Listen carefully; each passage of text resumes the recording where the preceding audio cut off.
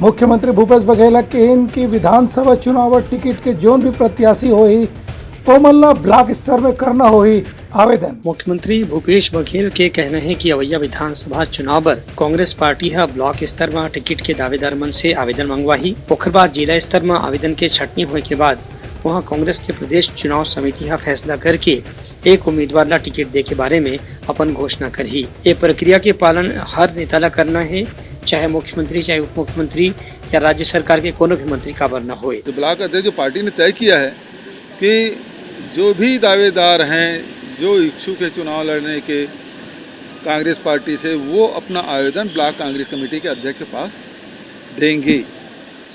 तो सहकारिता के हिसाब से है उसका। अब वो किसी वो तो यहाँ आते हैं और सीधा भारतीय जनता पार्टी कार्यालय में 2-3 बार जा चुके हैं, तो अभी आ रहे हैं वो शासकीय कार्यक्रम।